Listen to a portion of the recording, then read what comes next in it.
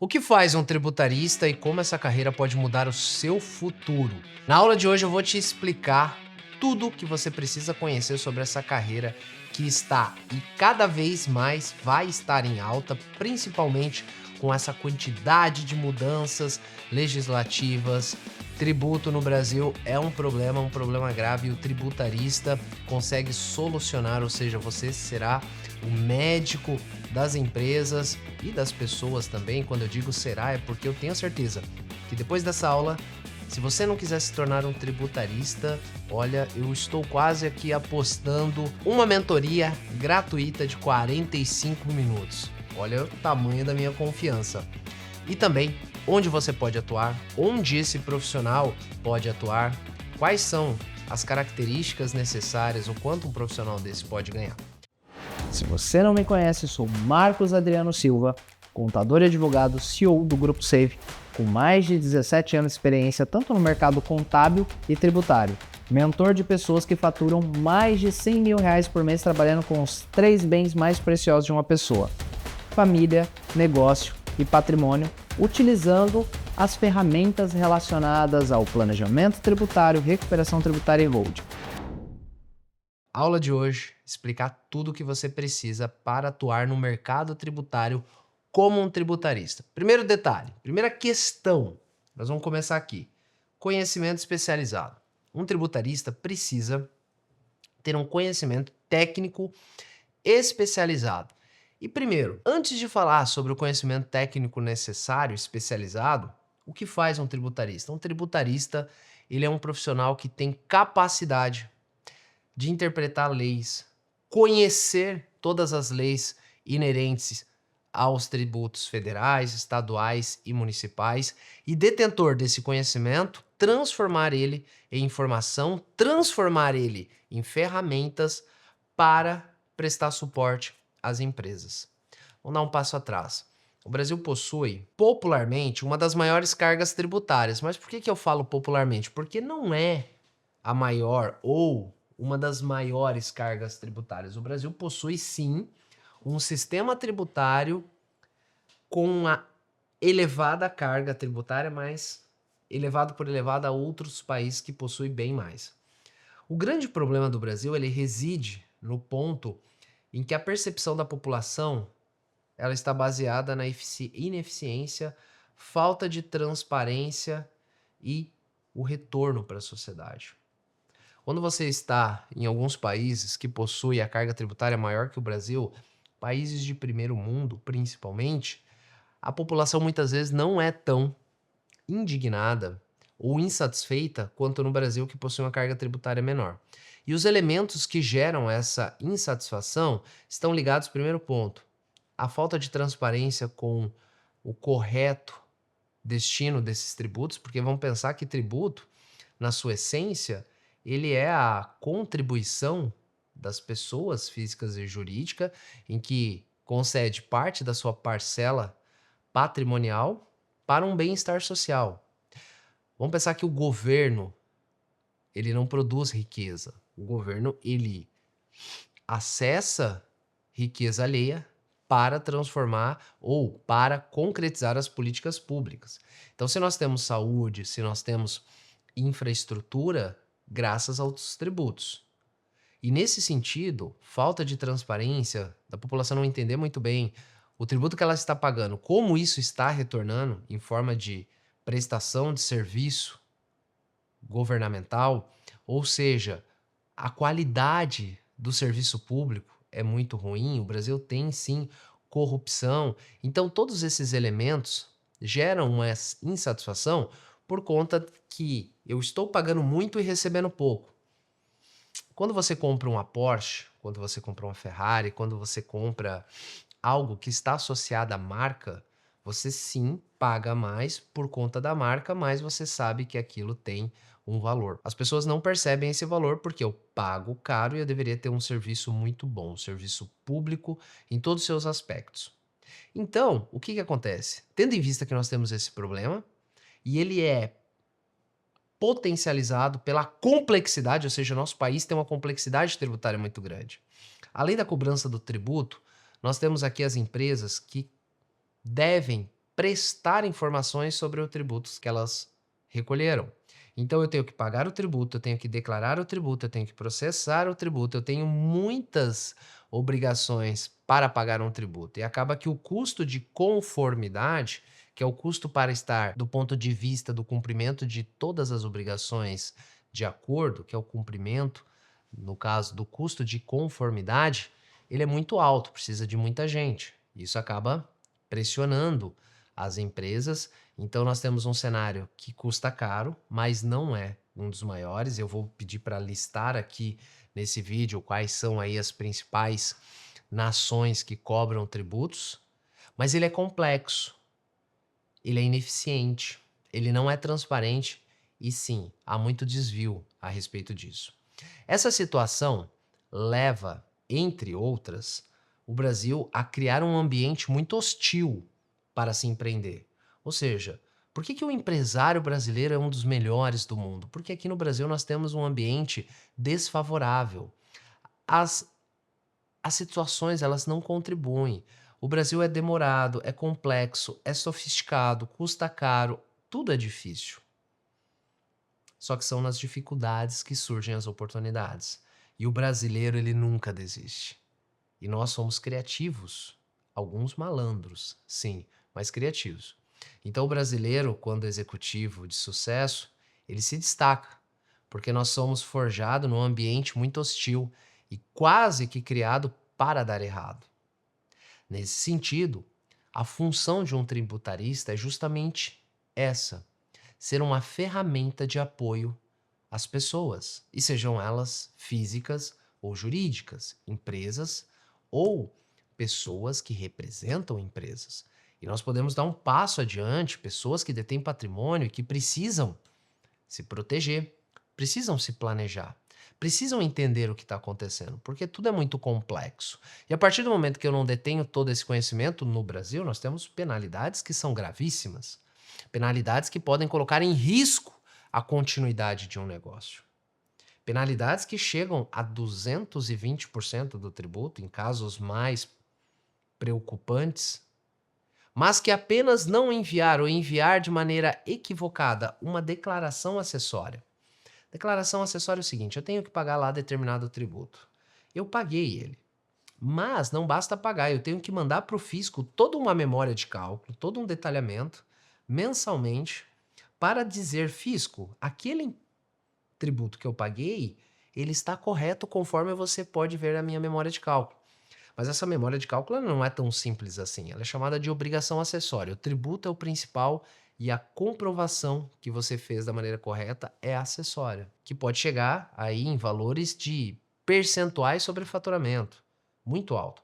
Detalhe, eu não paguei o tributo de maneira incorreta, eu paguei o tributo, ou seja, eu não deixei de quitar com a minha obrigação perante a União, aos estados ou aos municípios, mas eu enviei um arquivo em que havia uma incorreção ou uma omissão.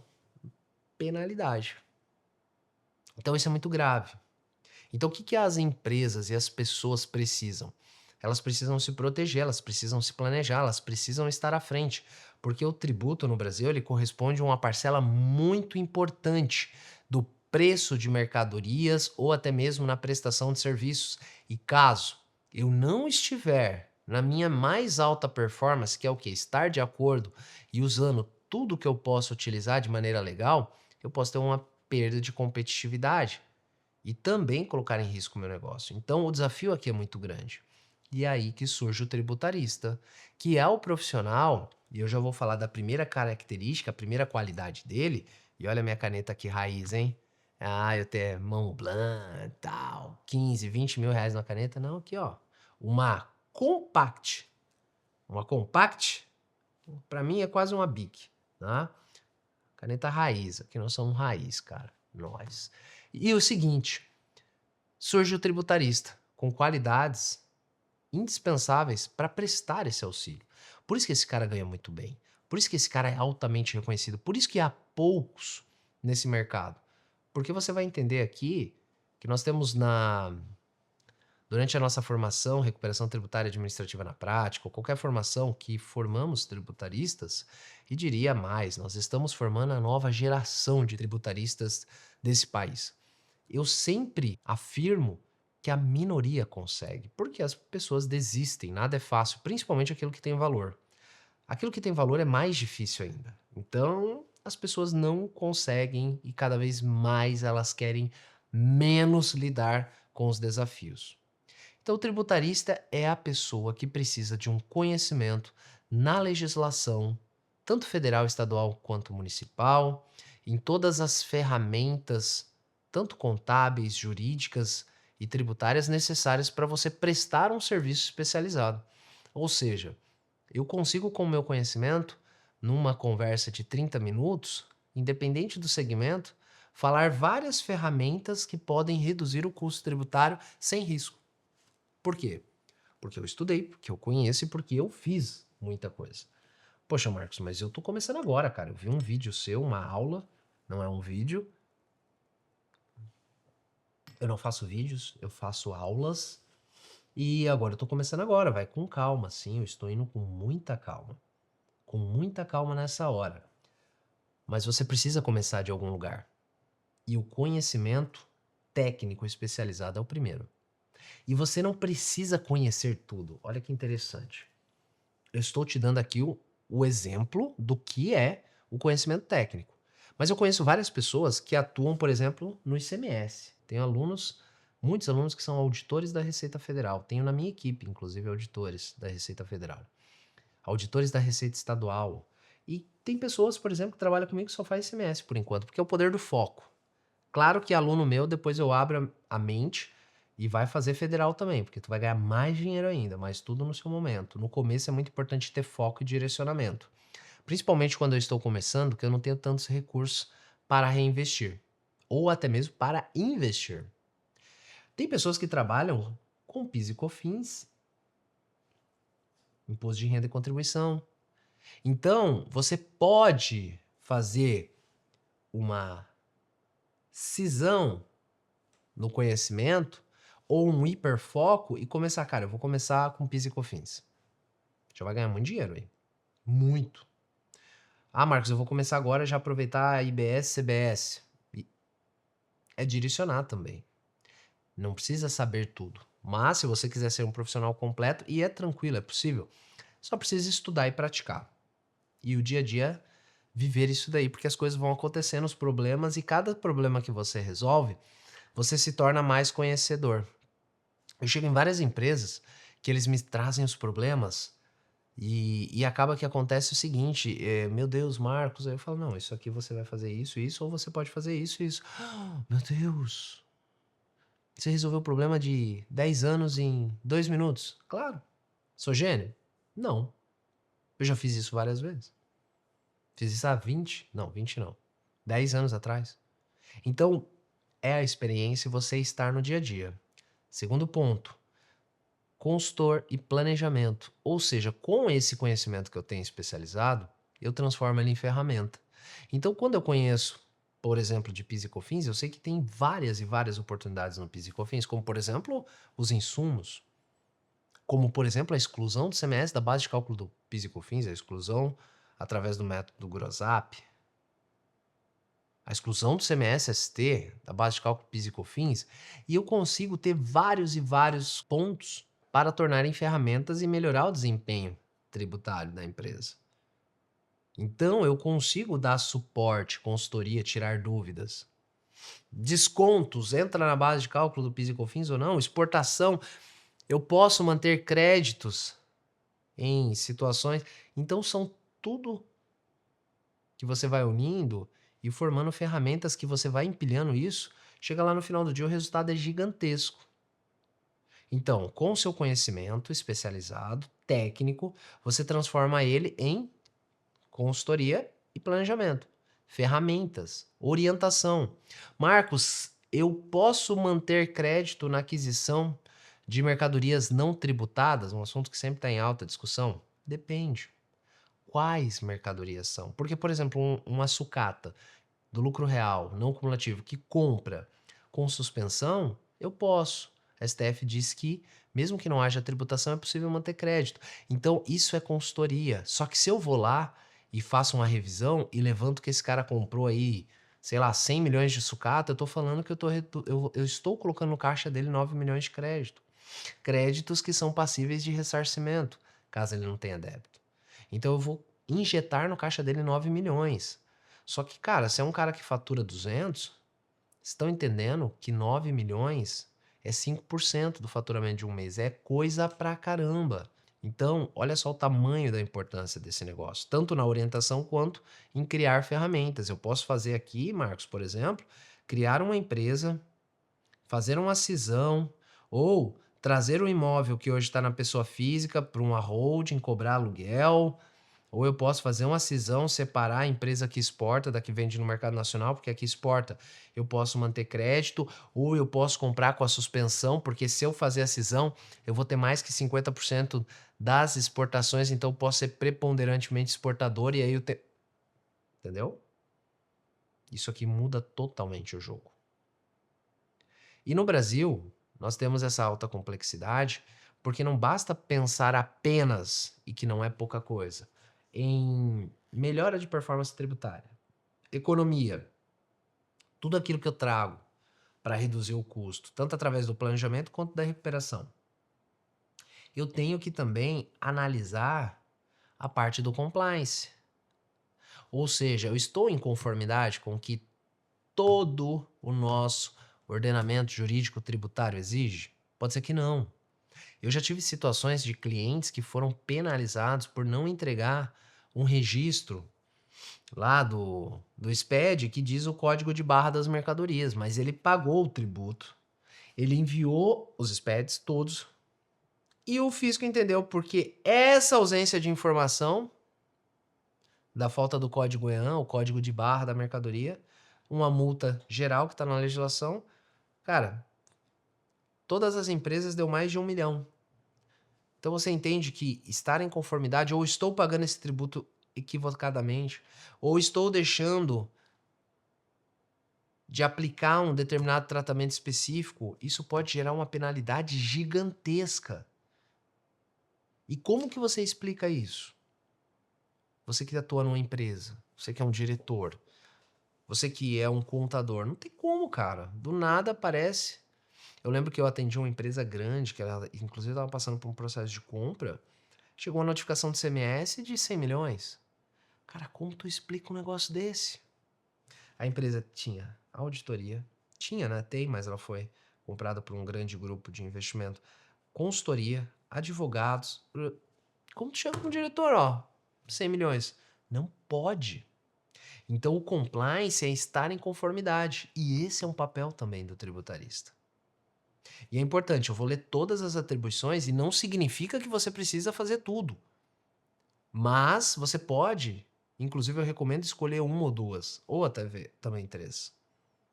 Porque é muito difícil você fazer tudo isso muito bem. Consultoria, planejamento, análise de oportunidades. Cara, tem uma oportunidade aqui de recuperar, tem uma oportunidade aqui de levar a empresa para um estado que possui um benefício fiscal de CMS, tem uma oportunidade aqui no mercado de fazer uma holding, reduzir o custo, tem a oportunidade de fazer uma cisão, tem a oportunidade aqui de excluir esse. Cara, é oportunidade. A complexidade do nosso sistema tributário, ela gera muitas oportunidades. E as empresas têm que estar atentas. Por quê? Planejamento de oportunidades refletem diretamente no preço da mercadoria ou na lucratividade do negócio. Eu estou vendendo uma mercadoria por R$ 20. Paguei 10, por exemplo. Reduzi meus créditos, determinei todos os tributos. Vou ganhar nessa operação 20% de margem de contribuição. Para pagar meu custo fixo, 10 e lucro 10. Mas eu considerei o quê? 17% de CMS, vamos colocar 18, que é mais geral. 9,25 de PIS e COFINS, frete, tudo bonitinho. Mas, cara, eu não considerei aqui um benefício fiscal que tem no estado, que ao invés de pagar 18, eu posso pagar 4 de CMS. Gente, essa mercadoria de 20, ela cai para 16, talvez. Olha a competitividade no meu preço. Mas detalhe, 16, 17, que for. Além disso, eu posso talvez manter o preço e ganhar aqui, ao invés de 20, aqui vai para 18 menos 4, 14. Vai para 34%. Quase dobra a margem. Estão entendendo quanto isso é importante, quanto é um diferencial de negócio? A complexidade leva ao quê? Disputas, brigas, porque as empresas, na medida que elas são notificadas, ou até mesmo quando eu entendo que eu tenho um direito e esse direito eu tenho que levar ele para o poder judiciário, ou eu fui multado indevidamente, ou até devidamente eu preciso fazer uma defesa para ganhar tempo, eu tenho aqui uma briga, disputas judiciais ou administrativas envolvidas, o contencioso, que no Brasil hoje representa praticamente 2, quase 3 trilhões. É muito dinheiro no contencioso. Então, aqui o tributarista também atua. Uma última atuação, resumindo aqui em grandes 6 pilares e elementos, é o acompanhamento nas mudanças de legislação. Ou outras mudanças, mas principalmente legislação, porque o Brasil emite muitas mudanças diariamente, porque são normas estaduais, municipais e federal. Nesse caso, por exemplo, nós estamos hoje no dia 14 de dezembro. Como diria o filósofo contemporâneo, prepara o capacete que vai vir pedrada ali do dia 22 em diante. E são mudanças que impactam diretamente no preço das mercadorias.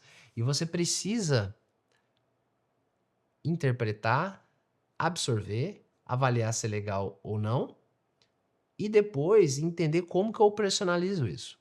Porque aqui há vários cenários. Vamos judicializar, não vamos fazer, porque uma mudança na interpretação ela pode levar para vários caminhos diferentes. E o acompanhamento e a capacidade de interpretar e dar direcionamento e criar estratégia é valiosíssimo. E isso é uma atribuição do tributarista. E no Brasil, cara, isso daqui é uma das coisas que mais são exigidas, porque é diariamente, toda semana tem alterações que são importantes.